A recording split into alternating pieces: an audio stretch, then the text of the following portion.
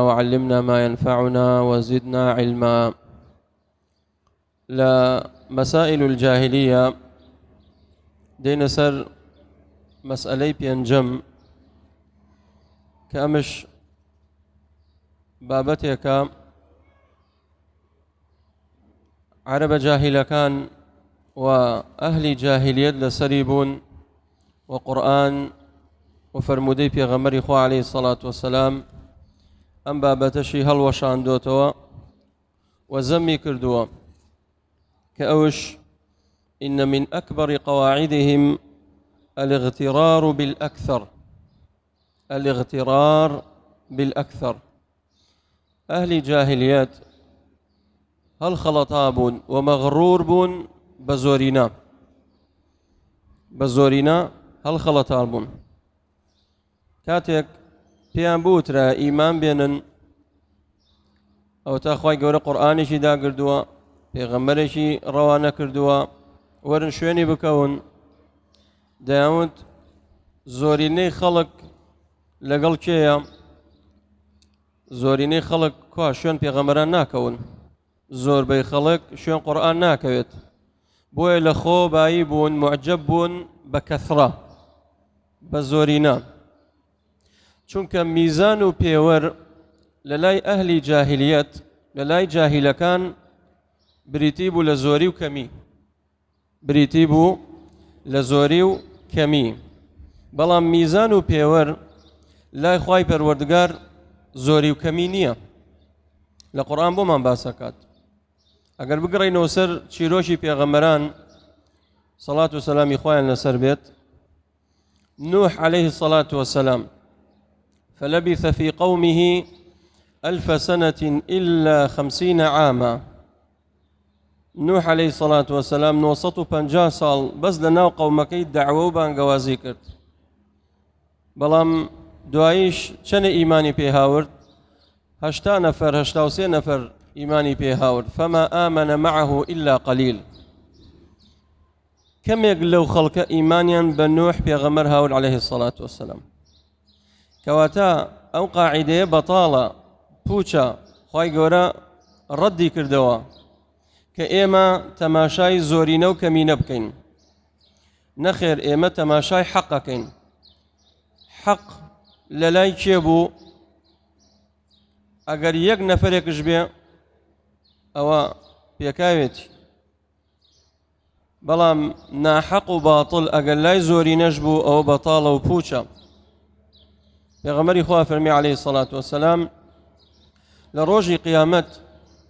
بيغمران هموي حشر كريان نقل قومكانيان بلام يأتي النبي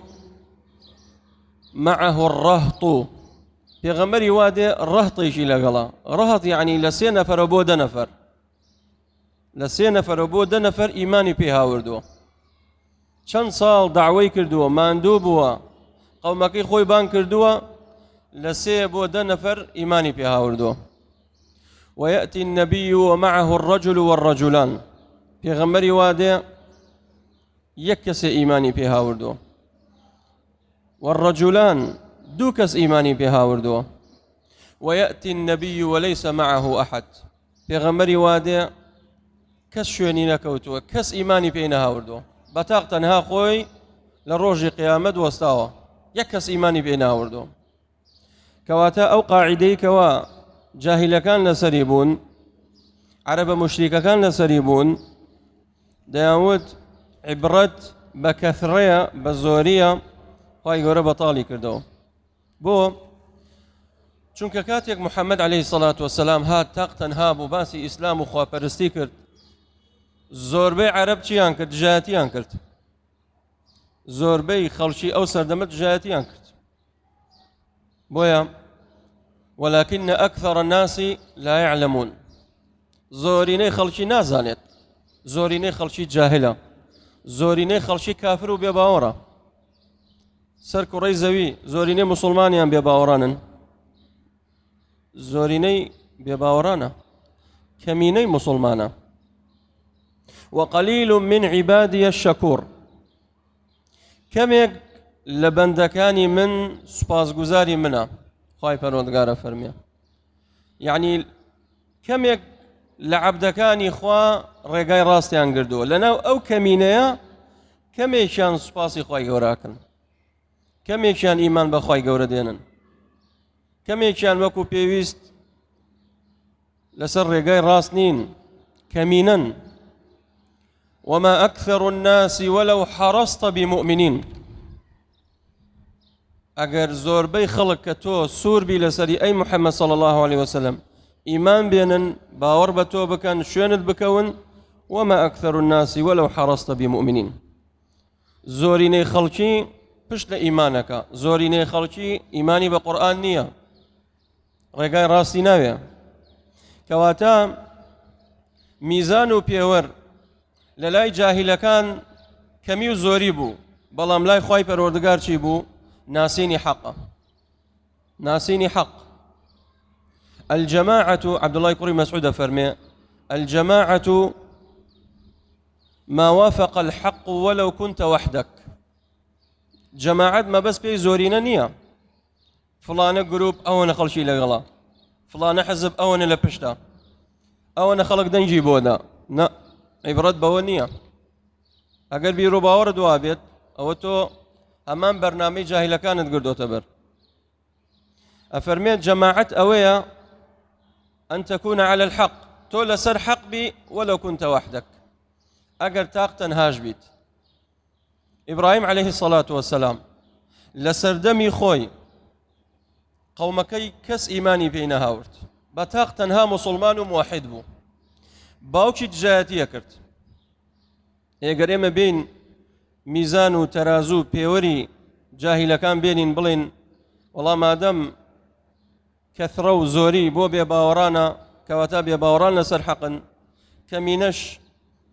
شوێنکەوتەی پێغەمبەرانە کەواتە ئەوان ناحەقن ناوان نییە دوایی فەئامەنە لەهو لوط پێغەمبەر برازای بوو ئیمانی پێ هاورد هەردووکیان مسلمان بوون ئیبراهیم و لوط عليه الصلاة والسلام فقال إني مهاجر إلى ربي شاركي بجيهش كس إيماني نهاورت كواتا أو دعوايا أو بيروباورا أم مسألة بي رد بكريتوا نابي مسلمان بيروباوري وابيت بويا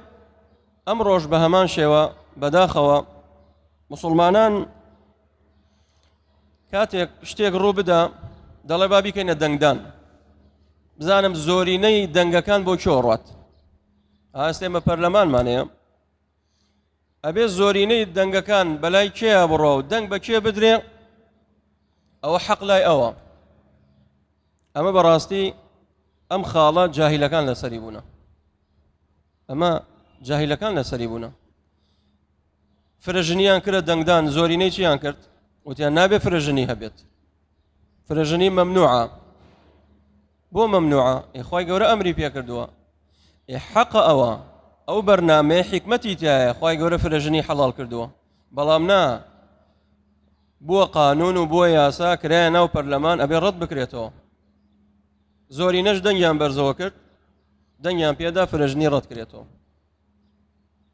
کەواتە ئەو میزانە میزانێکی جاهیلیەتە نەک میزانێکی ئیسلامیەت بێ نەک میزانێکی ئیسلامیەت بێ ئەمڕۆ خەڵک پێی وایە نێربازی باشە شتێ باشە دەی زۆرینە دەنگی بۆدا زۆرینە دەنگ بە خەراپادا وما أكثر الناس ولو حرصت بمؤمنين زۆربەی خەڵک ئیمانی نییە زۆربەی خەڵک شوێن سونەت ناکەوێ زۆربەی خەڵک قورئانی ناوێ من نابێ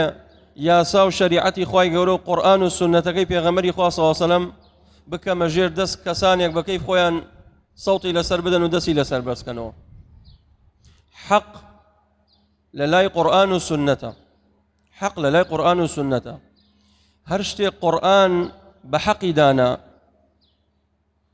وهرشتي سنة رسول الله عليه الصلاة والسلام بحق دانا ولا إمش حقا أقر يغنى فرج لسري بيت بويا زور جار سيركي فلانة جماعات بخوا خلش يكمل دوايانا زور بي خلق رقي ليانا زۆربەی خەڵک زەمیان نەکات عیبرەت بە زۆرینە نییە خەڵک بۆ خۆی چیەڵێ با بڵێت بەڵام تۆ لەسەرتە موافقی حەق بی و لەسەر حەق بی پێچەوانەی حەق ئیش نەکەیت وإلا بدردي أهل جاهلية أروي. الاغترار بالأكثر يحتجون به على صحة الشيء. أهل جاهلية كاتك شتيشان بسنكت صحيح بولايان حق بو كزورين لسري بوايا زورين لسري بوايا أوانش بسن يانكرت. ويستدلون على بطلان الشيء بغربته وقلة أهله. وكاتك كمينيان ببينيايا ببطلان الشيء شتێک لەلایەن ناحەق بواە چۆن بزان ئەمە ناحەقە تەماشایانەکە بزانم چەند کەس دوایەکەوێت چەند کەس شوێنێ بێت کاتێک بیان بینایە خەڵکی یەکەم دوایەکەوت ئەمان شایەت بەخوا دیارە ئەمە بەتاڵە ئەمە پوچە بۆیە کاتێ نوح عليه الصلاة والسلام فما آمن معه إلا قليل یەکسەر قەومی نوح وتیان چی بێباوەڕان وتیان ئەگەر نوح ڕاست بواە بەرنامەکەی تەواو بواە و حەق بواە باتڵ نەبواە 950 ساڵ داوە و ئامۆژگاری قەومەکەیەکە 80 کەس ئیمانی پێ ئاوردووە کەواتە دیارە ناحەقە ئەوە پێوەر و میزان بوو لەلای کێم لەلای ئەهلی باتڵ لەلای جاهیلەکان بەداخەوە ئەمڕۆژ لەناو مسلمانان ئەمە باڵی کێشاوە بەسەریانە بۆیە نابێ ئینسانی مسلمان بیر و باوەڕی وابێت بەڵام فأتاهم بضد ذلك وأوضحه في غير موضع من القرآن. خواهي قول لك چەندین شوێن باسی ئەم بابەتەی کردووە باسی ئەم بابەتەی کردووە وإسلامش كسري هەڵدا چی بوو غەریب بوو بدأ الإسلام غريبا وسيعود غريبا كما بدأ. إسلام بناموي سري هەڵدا کاتێک ئیسلام هات پێغەمبەری خوا عليه الصلاة والسلام بەس خۆی بوو یەک کەس ئیمانی پێ ناوەردبوو لە ئافرەتان یەکەم کەس ئیمانی پیاوەرد خەدیجەی خێزانی بوو لە پیاوان ئەبوو بەکری سدیق دوایی لە مەوالی زەیدی کوڕی حارثە یەواش یەواش ئیسلام بڵاو بووەوە سەرەتا ئیسلام غەریب بوو پێغەمبەری خوا صلی الله علیه و سلم فەرمووی وەسەیعود لە ئایندە ئیسلامش غەریب و نامۆوە بێ لەناو خەڵکە بەڵێ ئێستا ئیسلامەتی غەریبە ئەوەی دەست بە ئیسلام بگرێت بە تەواوەتی تەطبیقی کە لەناو خەڵکە نامۆ غەریبە بۆ چونکە چاوی کردوتەوە معسیەت و تاوانی بینیە ڕاهاتووە لەگەڵ معسیەت و تاوان ڕاهاتووە لەگەڵ ئەوەی موافقی ئەهلی جاهیلەکان بکات خۆی بشبهێنێ بە ئەهلی کافرەکان خوا پەنامان بدات ئەوە ڕاهاتووە کە کاتێک کەسێکش بێ باسی ئیسلامی ڕاستەقینە بکە ئەم لای غەریبە بەڵێ صدق النبي صلى الله عليه وسلم وسيعود غريبا كما بدا. خاڵێکی تر کە ئەهلی جاهیلەکان لەسەری بوون الاستدلال بقوم اعطوا قوة في الأفهام والأعمال لەوەی پێشوو لە خۆبایی بوون مەغرور بوون بەچی بەوەی کەوا بالکەثرە بە زۆری جەماعەتی من زۆرترە جەماعەتی تۆ کەمترە لێرە ئەڵێ چی الاستدلال بقوم اعطوا قوة في الأفهام والأعمال. ئێستا لێرە چێ بە قووەت بێ چێ خاوەن پۆست و دەسەڵات و جاه و مەنسەب بێ چێ خاوەن فەهم و علم و کردار بێ ئەوە پێوەربوو بۆ ئەوەی فڵانە کەس لەسەر حەقیان ناحەقە ئەوەی پێشووتر لەسەر کەثرە بوو زۆری بوو ئەمما ئێستا لێرە چییە پۆست مەنسەب جاه پلەپایە هێز دەسەڵات جوندی زۆر بێت شوێنکەوتەم زۆر بێت ئەمەش خوای گەورە ڕەدێکاتەوە میزان و پێوەر بۆ ناسینی حەق و باتڵ هێز و قووەت و دەسەڵات و جاه و مەنسەب و دەبابە و تیارە نییە خوای گەورە ئەمەشی ڕەت کردەوە ئەمەش لە ناو جاهیلەکانە هەبوو و بەداخەوە ئەمڕۆ لە ناو مسلمانانی ئێمەشەیە ئەمڕۆ لە ناو مسلمانانی ئێمەشەیە خوای تەعالا فەرمێ ولقد مكناهم فيما إن مكناكم فيه أفرمي أما خطابة بو كي بو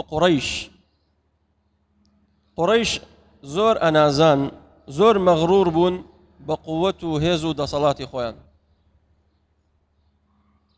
يكم قوة بو لمكة زور أنازان كاتب يا غمري خواه صلى الله عليه وسلم دعوەکەی هاورد بانگەوازی قەومەکەی کرد بۆ تەوحید و خواپەرستی وتیان ئەم کەسە هەر خۆیەتی چێ لە پشتێتی کەسێکە بە تاق تەنها دێ باسی خواپەرستیەکە بەڵام ئێمە ساڵەهای ساڵە جاه و خاوەن عەشیرەت و کەسایەتی و قووەت و مەنسەب و دەسەڵاتدارێتی فەهم و ژیری و دانایی و عەقڵ هەمووی لای ئێمێ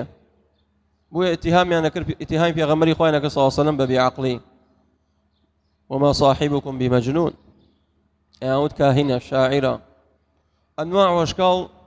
تۆمەتیان بۆ دروست دەکرد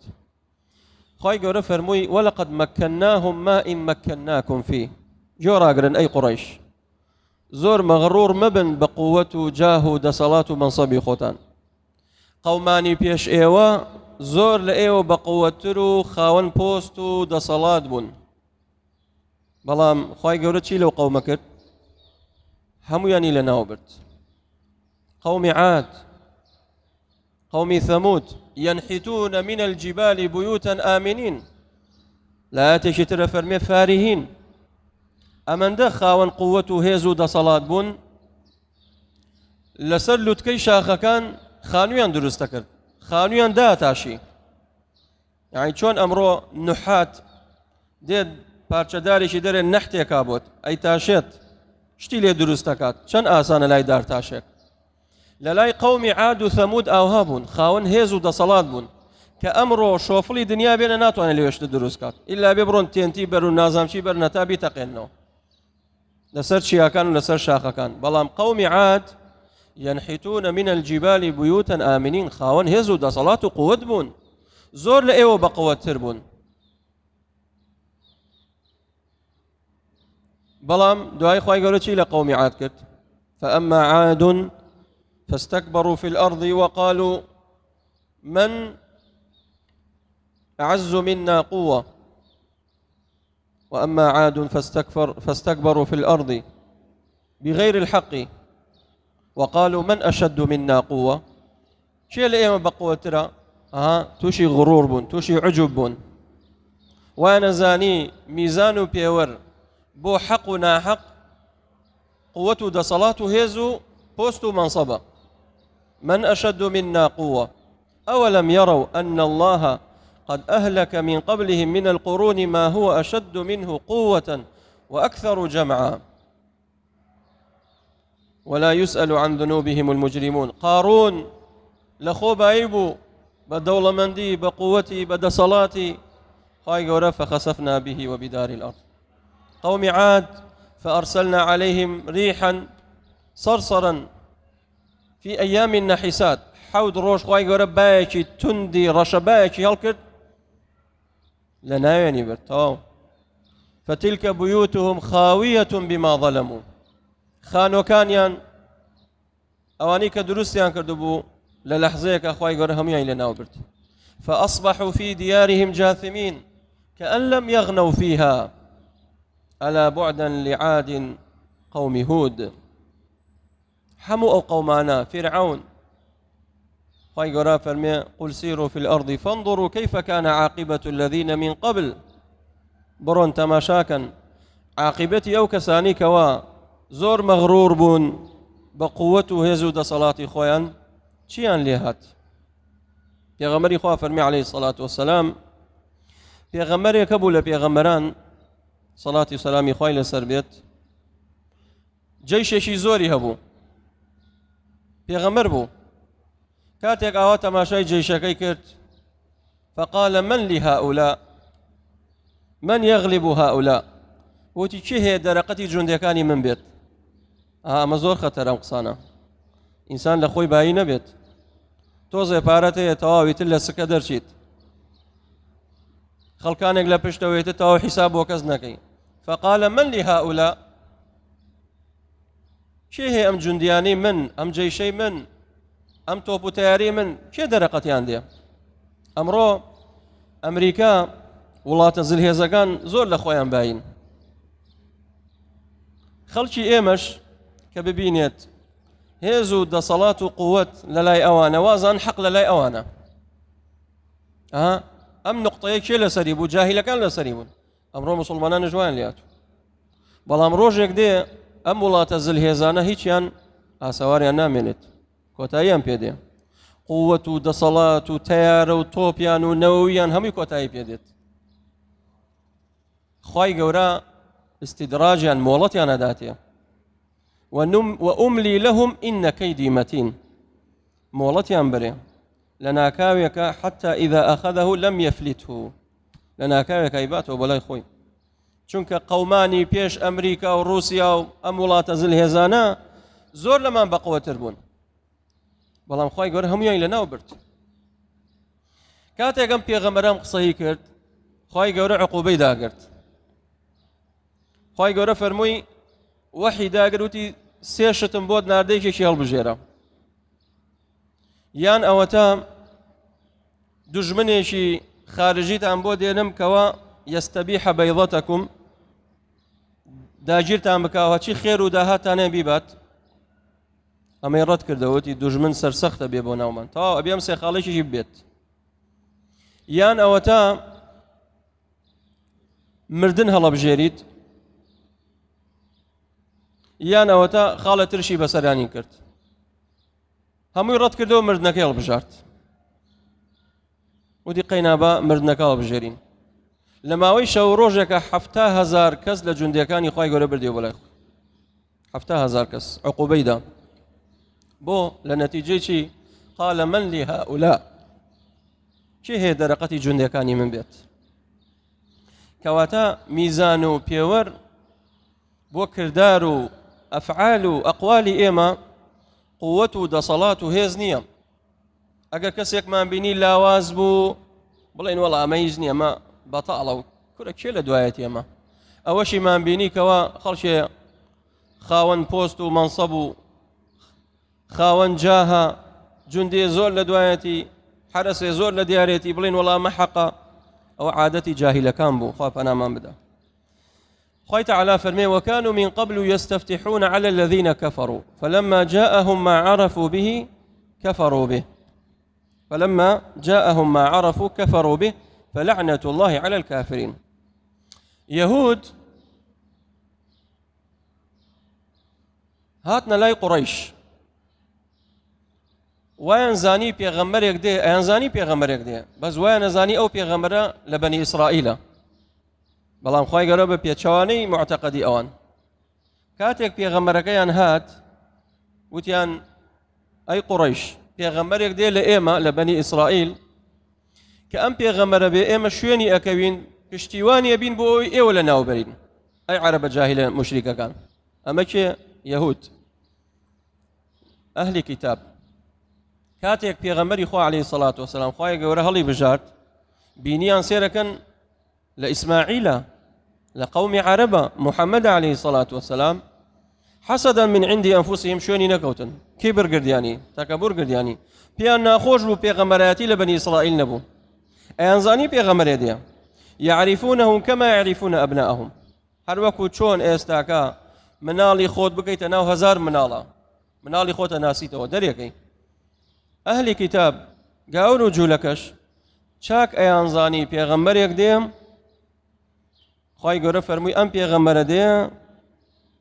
عیسا عەلەیهی سەڵات وەسەلام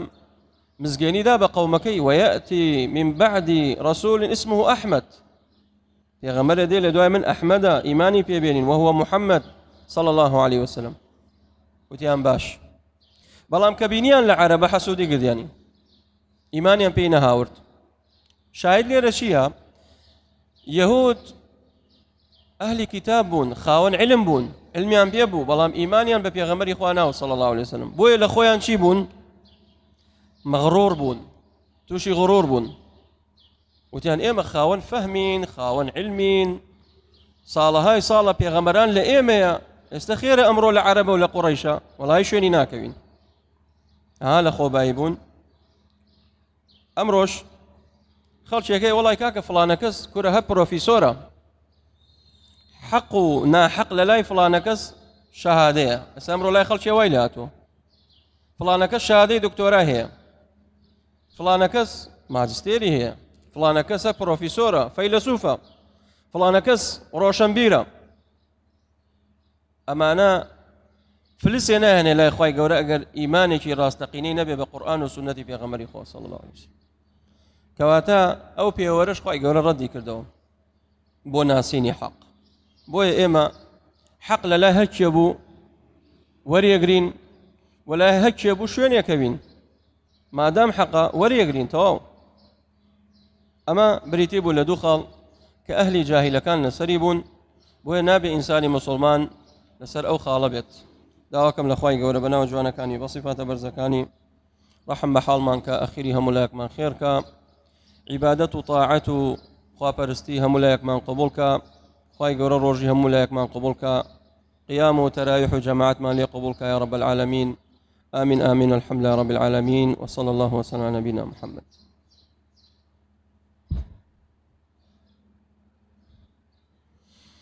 اللهم صل